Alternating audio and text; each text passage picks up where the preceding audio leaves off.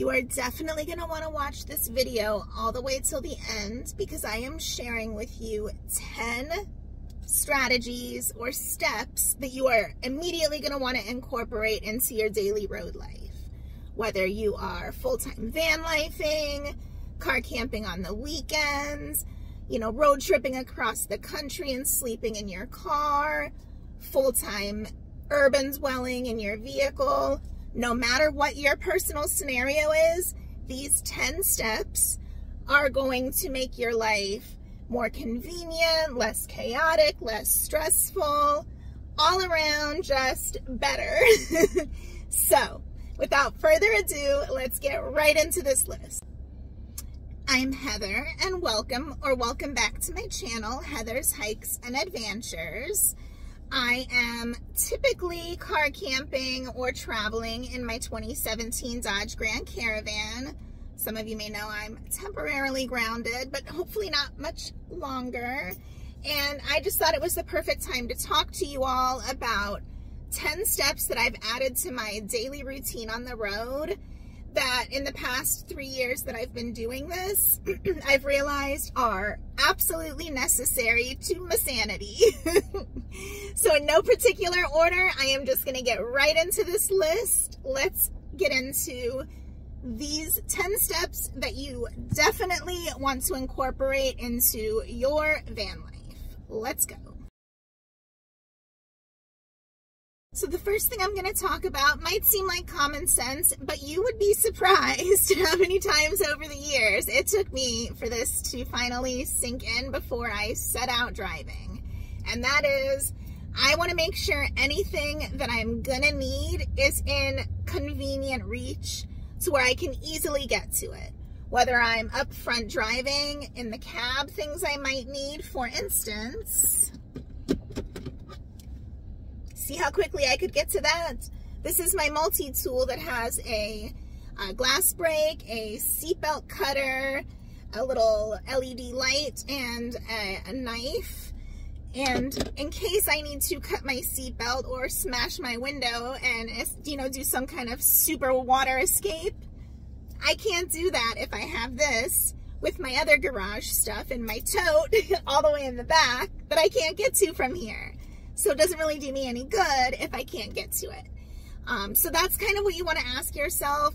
Kind of pay attention to the things that you think you might need easiest access to. For instance, I always want to make sure, especially after my scary episode, I'll link that below, that I have my phone right here in front of me, hands-free, sticking right in front of my dash so that A, I can automatically navigate when I need to, and B, if I need an emergency contact to dial right away, I don't have to be taking my eyes off the road or even have use of my arms and legs if I need to get my phone. So that may be important for me in the future, and that has been drilled into me now. So I will always, always, always have my phone in easy, immediate access. Which segues right into it while we're on the topic of having your phone in immediate, easy, hands-free access, and that's the emphasis on the hands-free. You do not want to be having to, reach around for your phone, look down, type stuff in. You want to have it right there in front of you, as close to eye level as possible, so that you can see your map without taking your eyes off of the road, so that if you do need to make an emergency call or see where the closest gas station is because you just realized how low you're getting, whatever the case may be, it's right there and it's instantly accessible. And on that topic, I would make sure that you have Siri or Hey Google activated so that if you need it, you can just tell your phone to dial somebody for you and you don't have to worry about using your hands at all. So definitely recommend adding that as part of your routine anytime you're in the driver's seat. I briefly mentioned if you accidentally realize you're too low on gas, that brings me right into my next part of your daily routine that you're just going to want to get into the habit of, and that is checking to make sure that you never let your gas get too low if you're in an area that you're not familiar with, especially. It's different if you're frequenting the same area and you know that there's a gas station on every corner. You might be more comfortable letting it get below a quarter of a tank or something.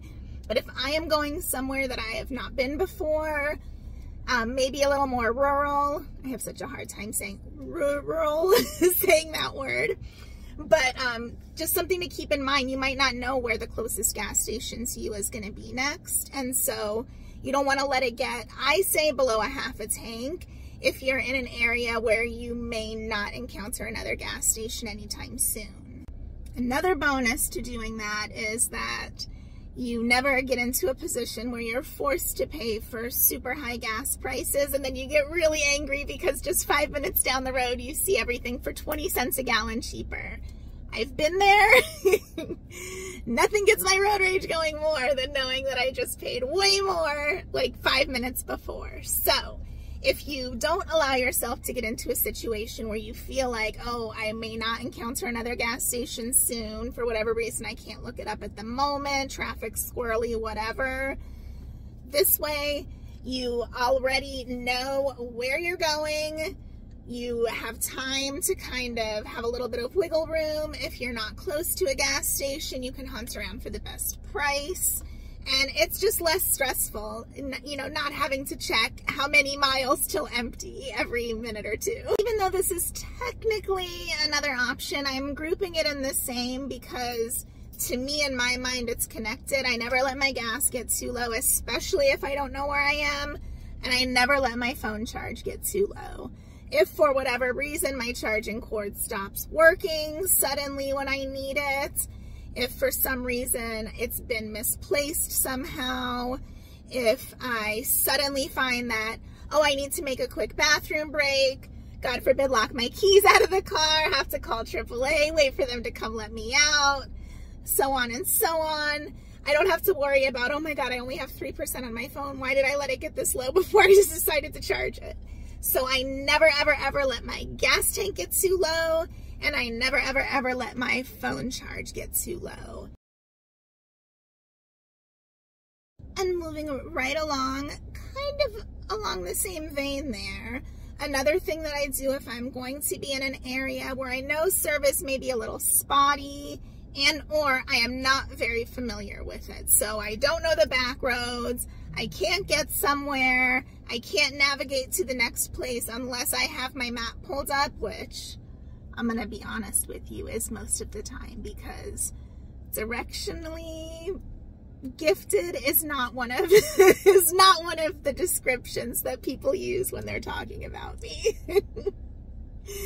I mean, I could go to a place a million times and still need to pull out my map before I feel comfortable. So I'm just going to say, if you're not really sure where you're going and you know service may be spotty, or you don't know how service is in the area and you weren't able to research that ahead of time and you're not confident with that, make sure that you pre-download your map. While you have service, while you're able to download things without having to find a spot with service, make sure you have a general idea of, I normally, like for instance, when I went to the Smokies for the first time, I knew like what my general itinerary was, but since I hadn't been to some of these places, I wasn't exactly sure where the boundaries were and if I, you know, detoured here or if I wanted to stop over in this town. So I kind of went a little larger in my area and expanded a little on each side of kind of outside of where I thought I would be traveling.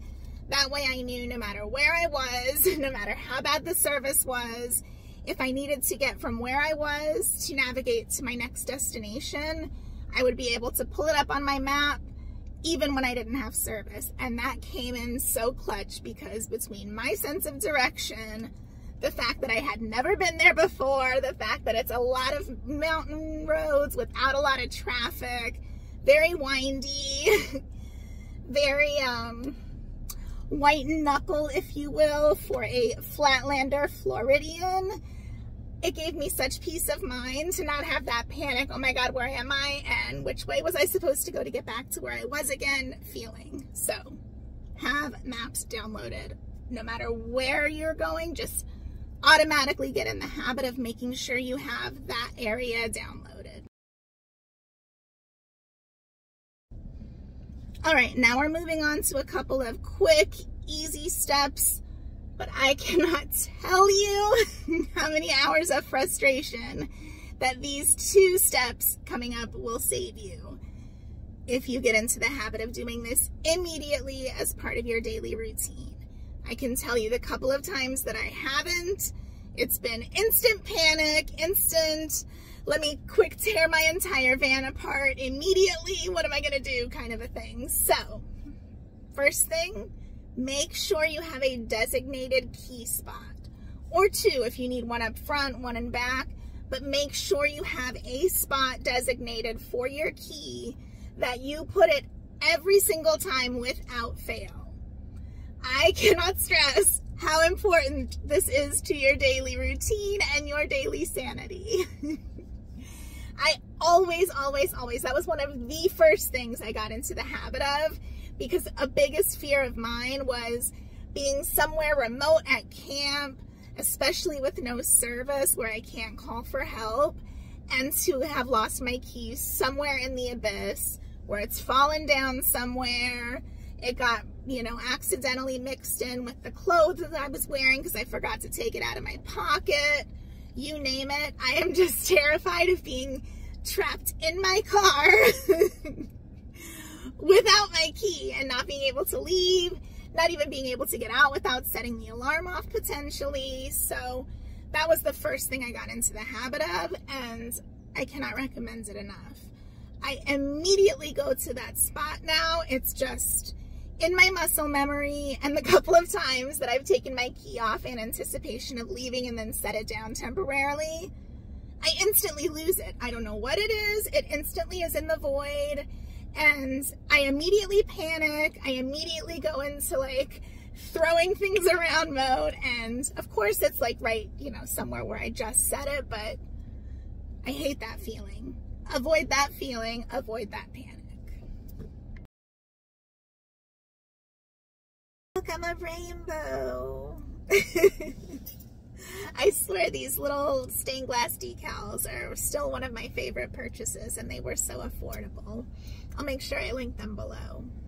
But anyways, back to my list of your daily routine steps. Next thing that is, I'm so sorry about the changing lighting. It can't decide whether it wants to be cloudy or sunny. So like every 2 seconds, I'm in different lighting. So I'm trying here. Oh, whoa, you don't want to see me looking like Casper. Okay.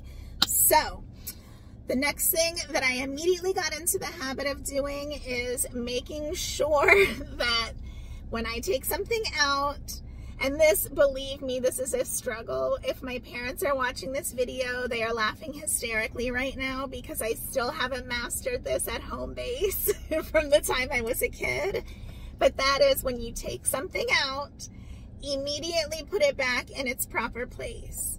Otherwise, van life law, it immediately goes into the abyss and you never see it again until one day when you're emptying everything out 18 months later and you're like, oh, there's that thing that I already bought 3 replacements of because I kept losing it. So definitely, if at all possible, when you take something out, put it immediately back where it goes. That way, the next time you need it, you know where it is. And don't be like me and think, oh, I found a better spot for it once it's in your brain as being in a designated spot, because let me tell you, that better spot, you'll never be able to figure out where that was that you decided to move it to. So just be on the safe side. Once you find a spot that works for something, you take it out, you put it immediately back. All right, moving on, you get it.